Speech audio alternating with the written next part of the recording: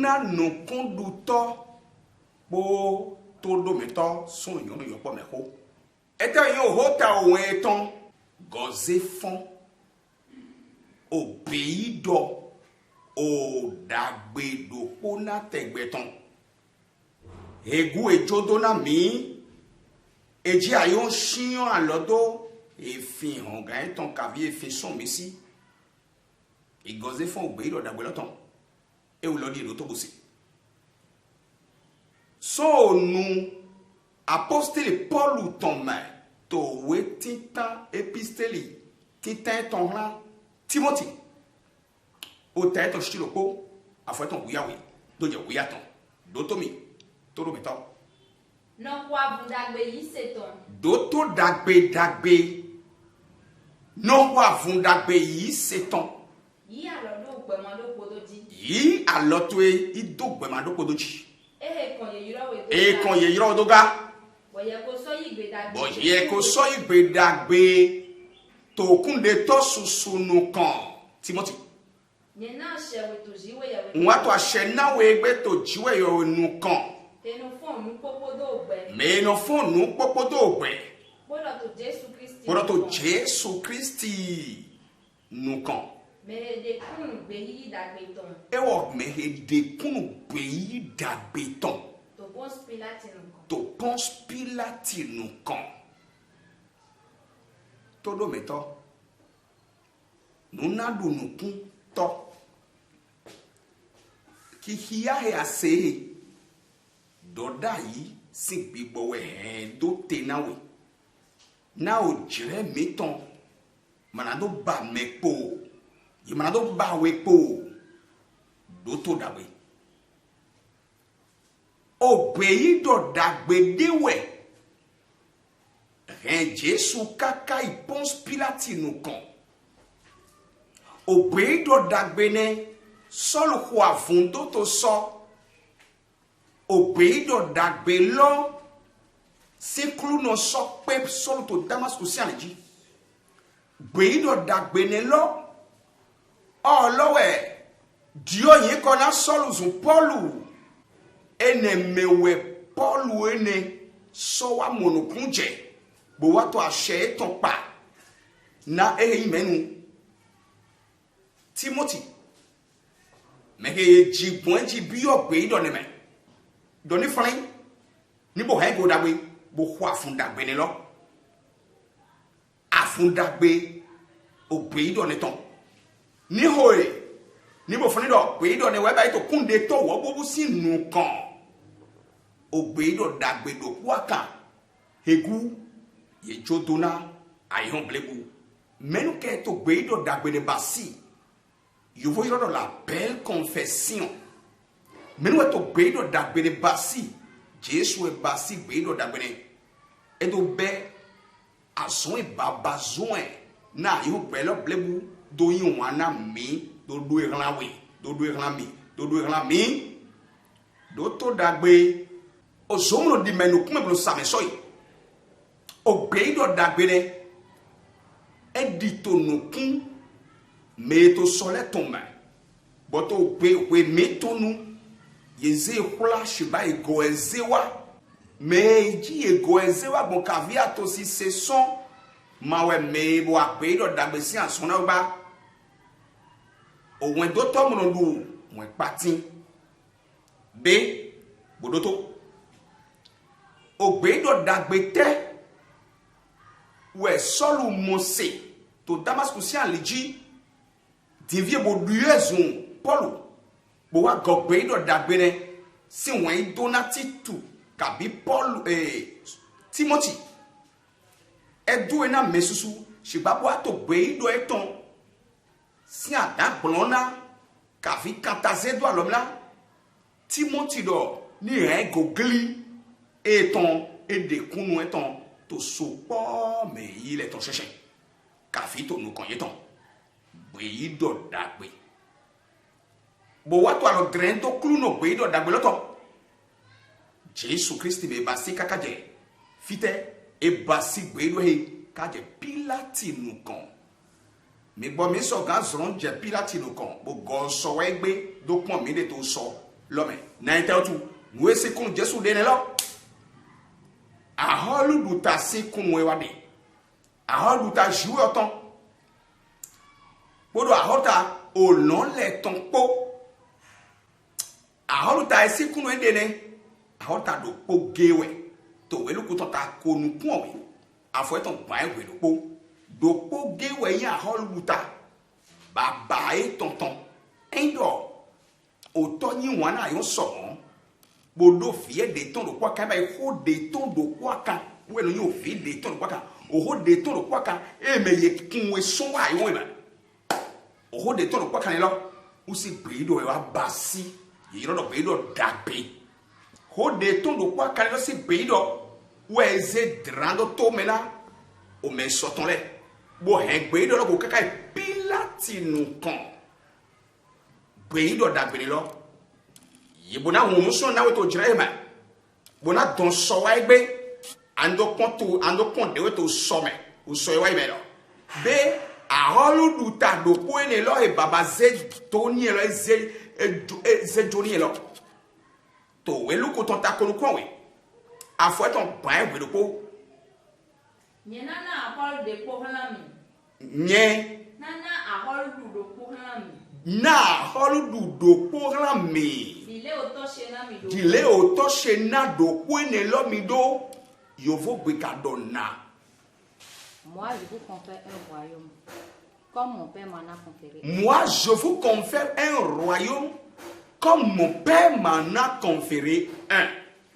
Aholu duta do kwa kanwe. Aholu duta do kwa kanelowe baba eton ze chonie. Aota do kwa kalo e jodona iron blebu e mayi do aholu duta we kavia tomba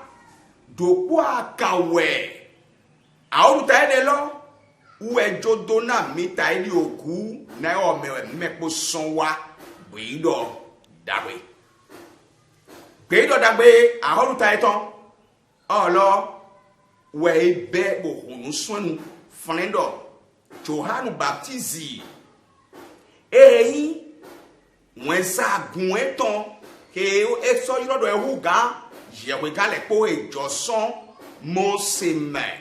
dide to ke kan no to doda iwe mame to Matthew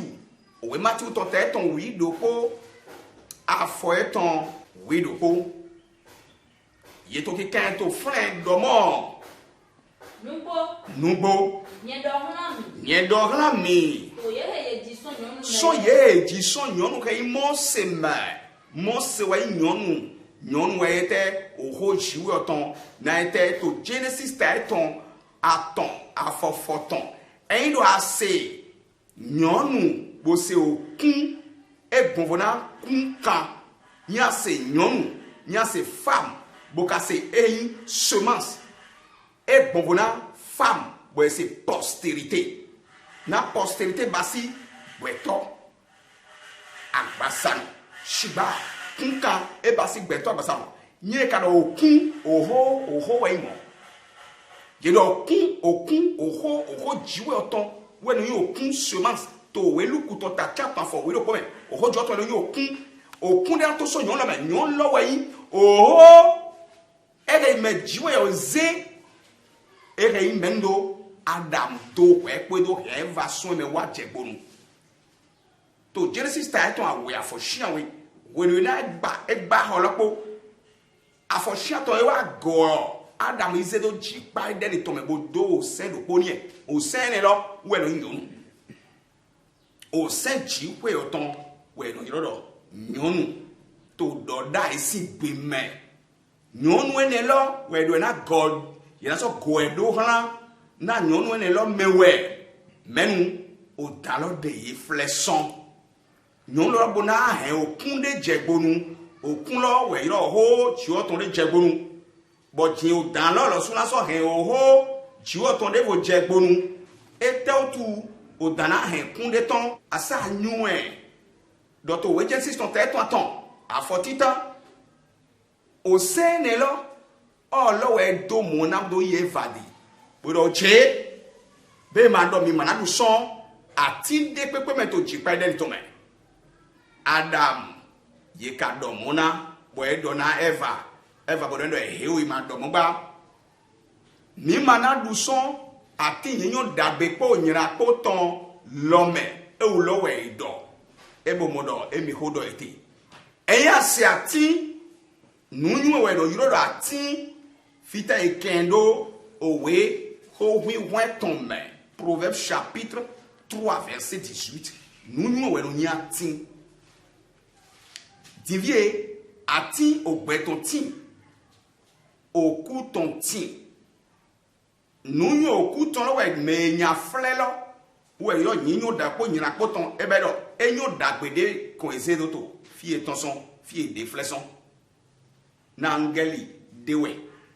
kelubu miwe bo nye fle bo chepe do jel ko ni dragon ni bo nye fle bo do meji ye ne a shelo do ni pon musique ye de do nye fle ni to bio na mena we no siate nye fle lo ado na do so kan da we ni eti we son ye hen adam wa na ndenu no sota jiwe ye bonogan ye hen adam wa na we da to ni do wa bo ada we ni na kan pa me we ete de ko do de fle do ete ohuleme we no nya abim to Esaïe 51 verset 10 fle de fle do amadin Léviathan ilone mi bo gosoi ete we basi ebio eyetebe ebio o sene lo me bo he basin lo o sene we ya vo awuto konadam de ton so me na yelu sen lo bon ati sente we edu o lokwa gogbe po me kando adavo pigbo kan lo bio me lo me na so ga tumo aye mai mo agowe na dudo na ete otu flen dagbe otamado hode bugando jehomado hode bugando na jehon no yoda e mado hode bo inkando gba atrap nigo we basi edomona evawe de evado tumo legbale e wa ze nu edona yedo yin ma basilo asheda ido eyin o sen lo ezebo le toago with a huge joy koi mina du shiba mi manaku u gam na so ta de jiwe ye ka ko yin jiwe lo te dai fie etewe ka na yedu nue na yedu ton vona nue to toji bo eze toji nue na yedu wayin e nue do ati nunu eno imo amati ton wayin o nue connaissance Tivie sisi ati ton wayi oho bogowa Jésus de Matthieu chapitre 12 verset 33 et 37 adamo kavi mi hiati zon yinyo kavi zon dagbe ena de sin dagbe ton kavi mi he zon nyaka ena de teton ena de nyaka ton ena sensen nyaka na mi gando ho dagbe bon mi vi kwa mapo eton ile mi eye mi ni ya oyewe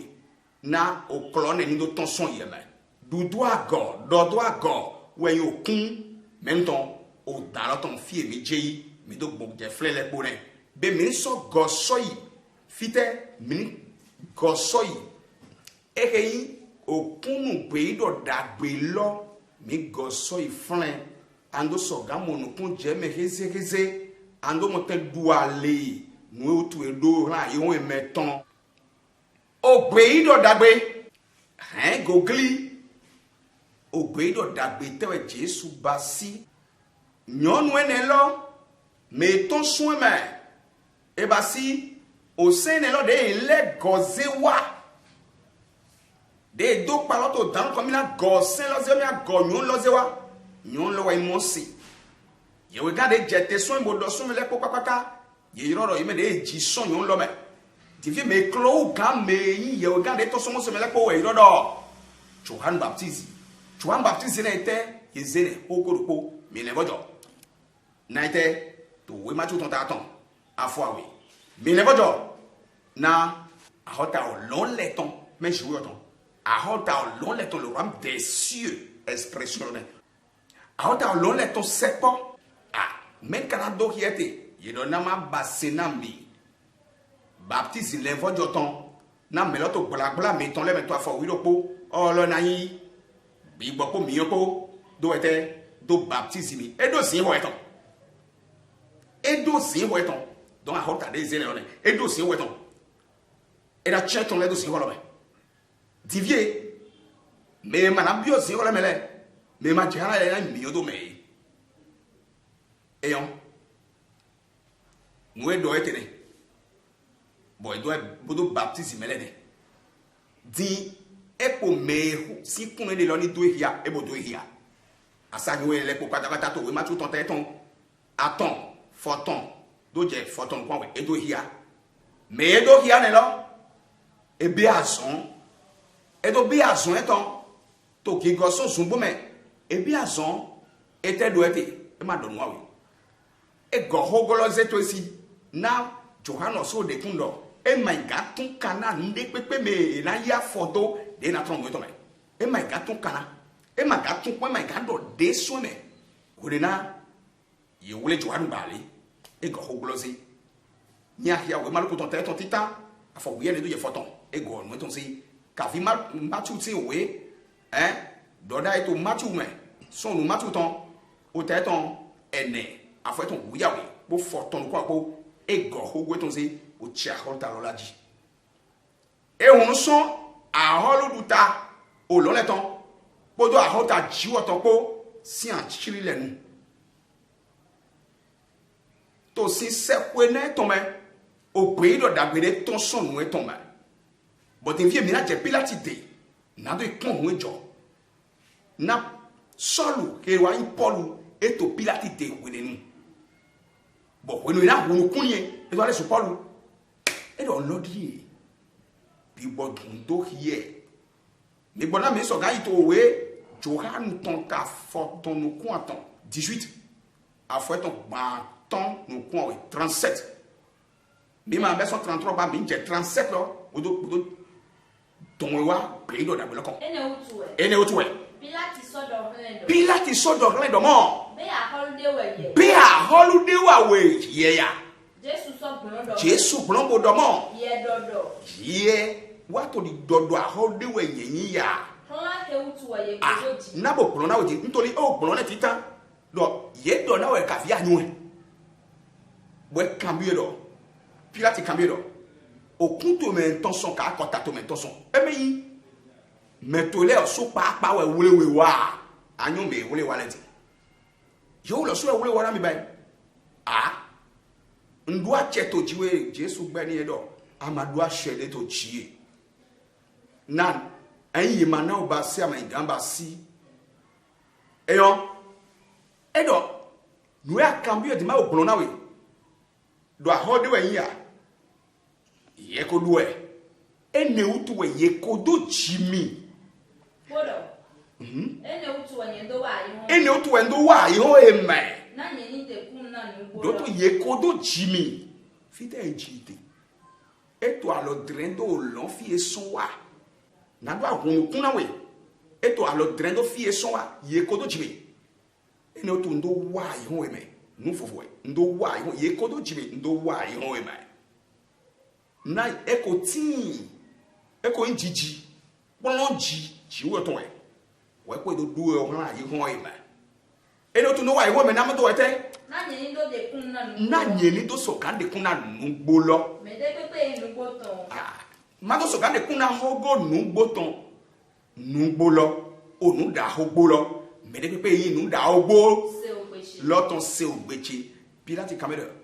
Pilati de no to de yin aholu buno da we gbe so buno din to na nu gbo ko lalopo ewe kamere te we nu gbo be ya no cambio de te nu gbo ka fi ason je hogo le yipo a Jesu we ya li o we nu gbo we yo pe ma do poto be ma ka yo to te wo me fuba anyo ne nu gbo o jire wa ye ndo so ba hunu so nu gbo Pilati to ke kamero ete we nu gbo lo etewe nu gbo Pilate sɔdɔ fún ɛdɔ. Etewɛ nugbo. Ando so ganyo nungbo e. Ando so gamo no kunje nungbo ego. Bodo nyo nwe nungbo. Doto dagbe. Ete otu edo wule Jesu wa bi alo cambio. Alo cambio dewe. Ete otu e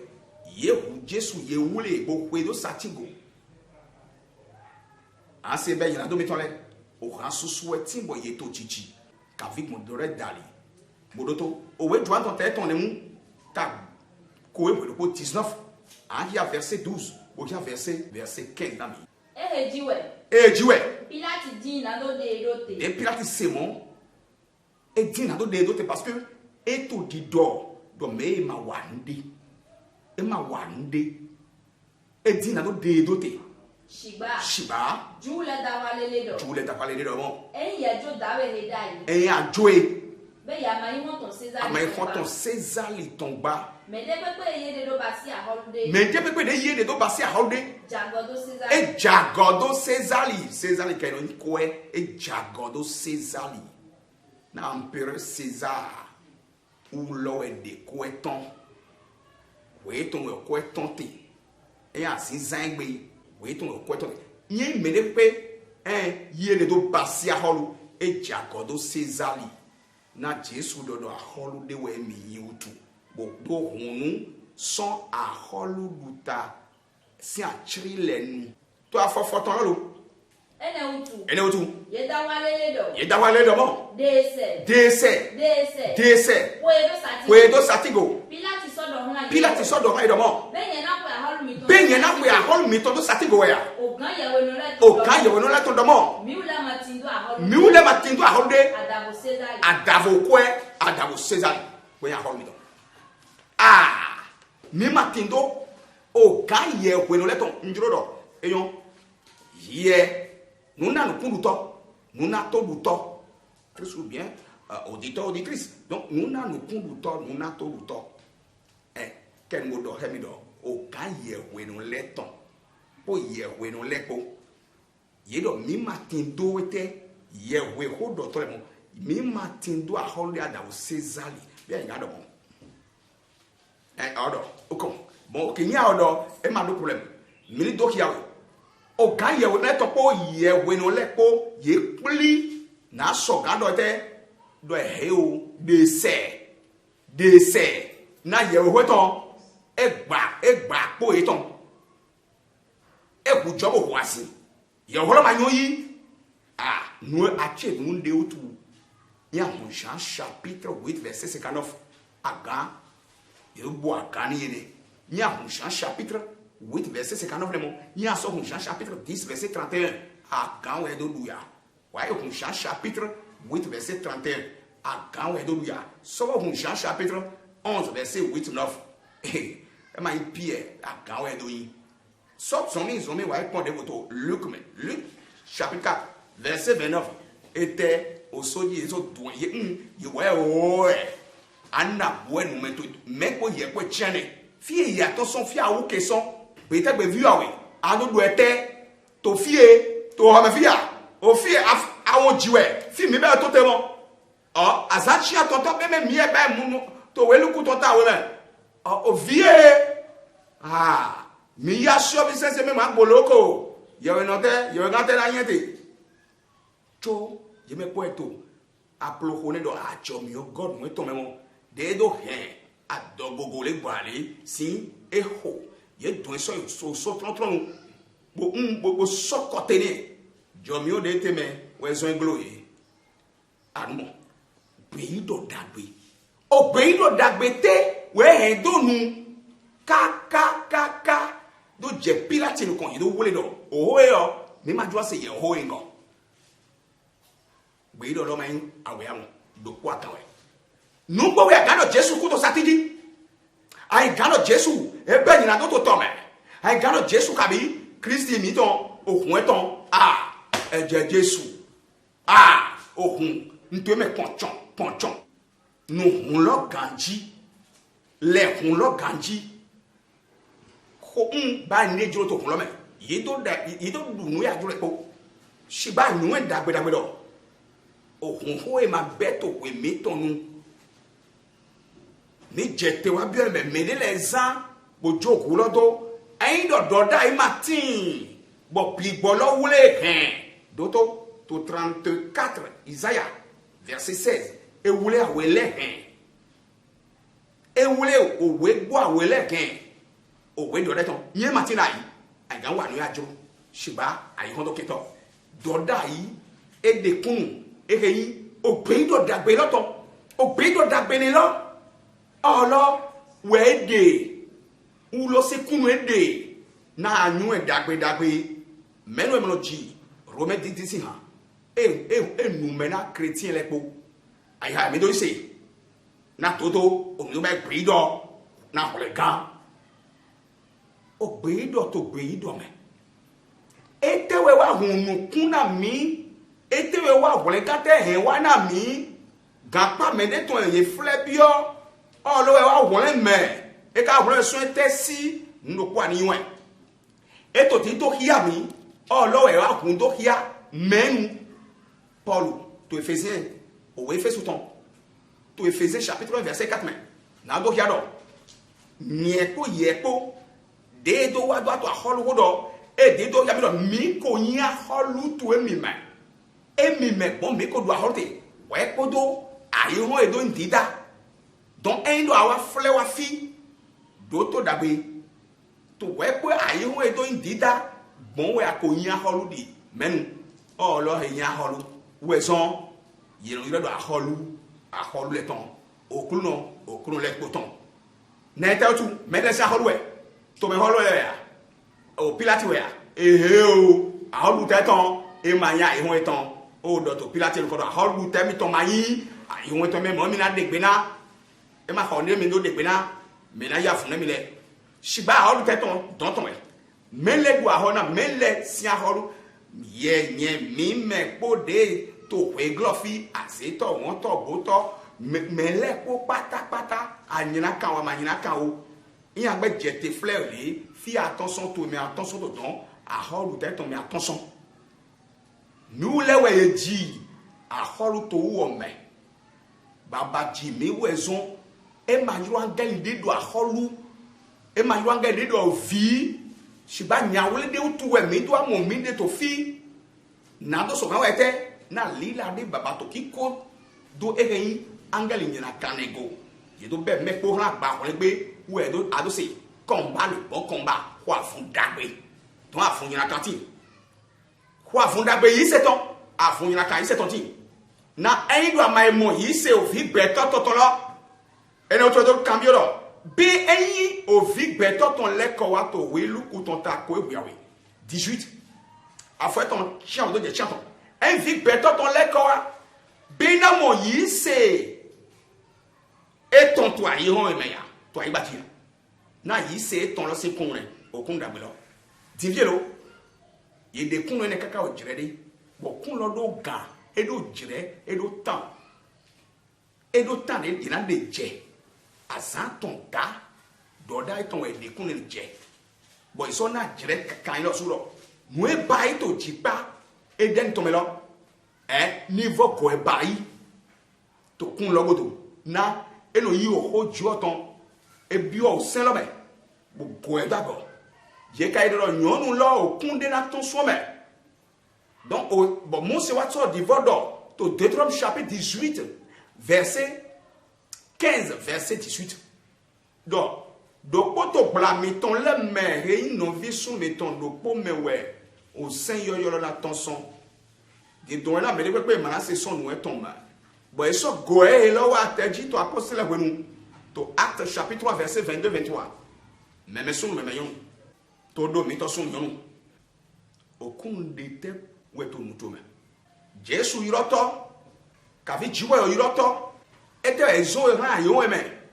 ete awa ho to ayi me no ya wa ho lo une do mi tere mo no awa ho lo usi achiri tu mi tere be do dagbe lo we do na ni wa ete ani wa timbo mo bo wule he be do dagbe ne me to achiri le podo eyon ye o le be do dagbe lo ko wa yon lo me na o jire ti na be do dagbe lo do wa so asa ton dawe bo eso na asa ton da kento Nado wa wa de wa. Na mi o tout mon na we wa to Genèse chapitre 3 verset 1 verset 4 et Dieu doit encore. Un Dieu do ho bo kai wa son po le gba lo su eno wete eno yi ko de do lo bon Dieu d'accord. Au dirait ton là et 17 siècles et demi. Kao ko don foton ko we da ou bondie o sokote na kunda be.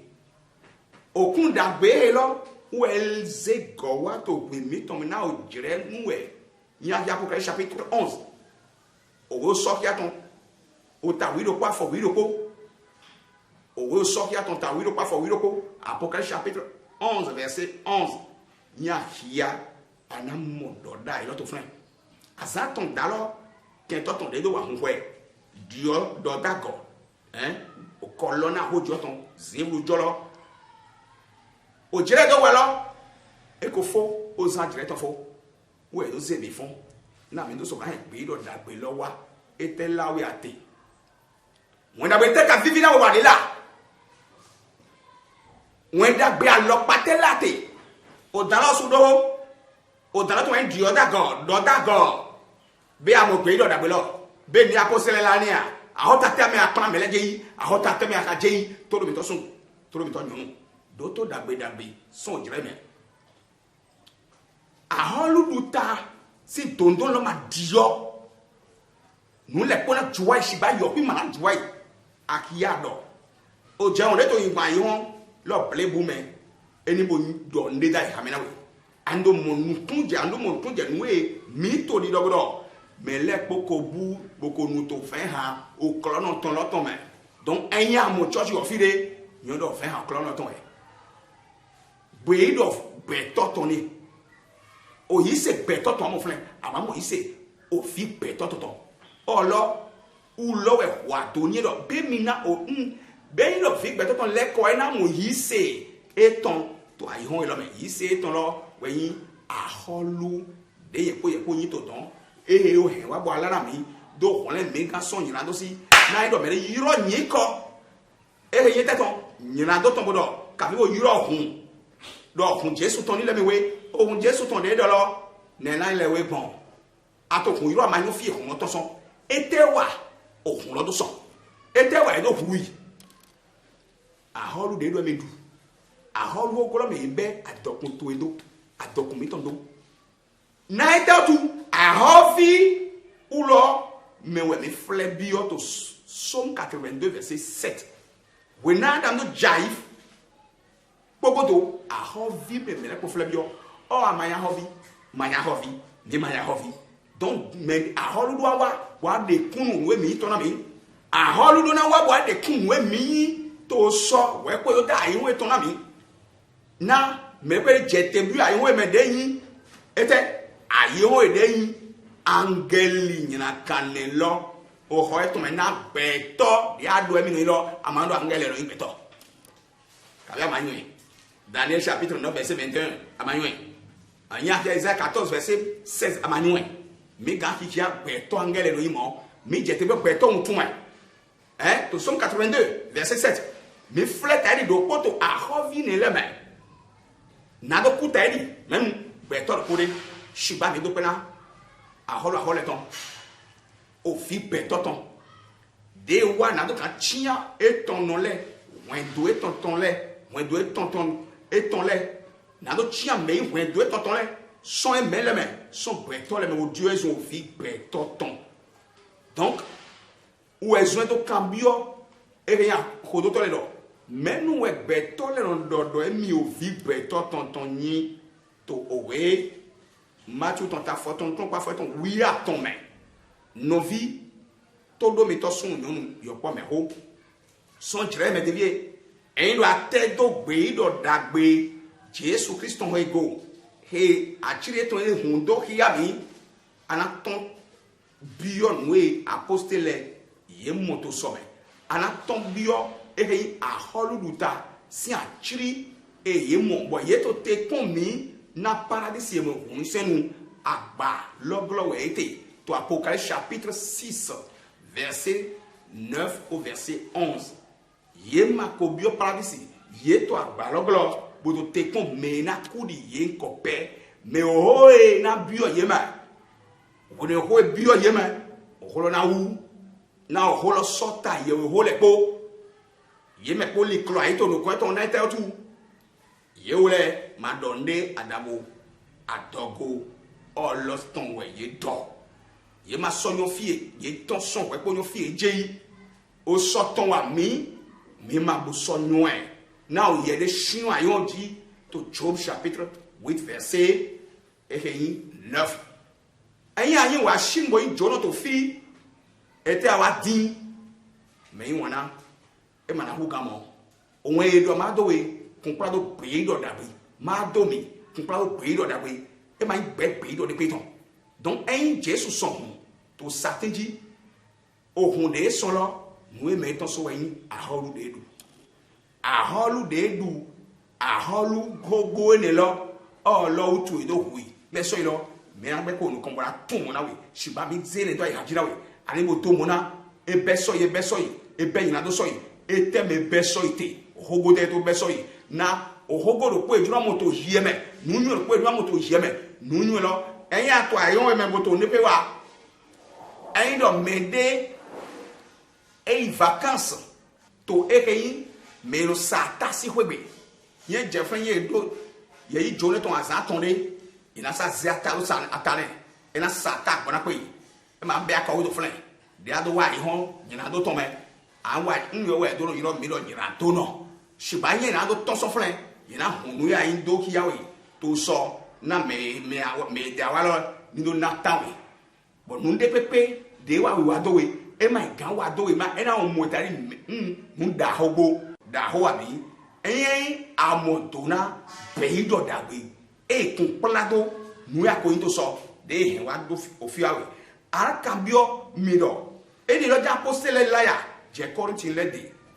en pibo to fleur nu e mo iwene to 1 Corinthiens chapitre 4 verset 8 Jérôme Roman lede Romains 5 17 21 Timothy le moyi yo mepo kun de dagbe lo ne do ko lo ne ye du aholu ye cambio di lo Jesu ya aholu ahole ton anji to hamegaji ye kan e cambio ye lo aholu wa ya how you ma how ando bi yahovi ano ma yahovi yahovi abima neta tu home ate ni to home ni ate so fi hwe bo do home ame e ma kanu na nde pepe no de sota ka vi de kondo po e kondo ayu go home e na ba pepo na me de pepe de se hwe wa do mi aze kondo ho de no du me na hanya unpepe na voto e ma inwe no zero de me jojo mo bi ho me ko mo so bi yo me be son jire me de vie din dona to do mi to din dona gbe do dagbe lo mi do ndo ba o aso en dona no e ya ti kan je mona mo ya se to Jesus sin come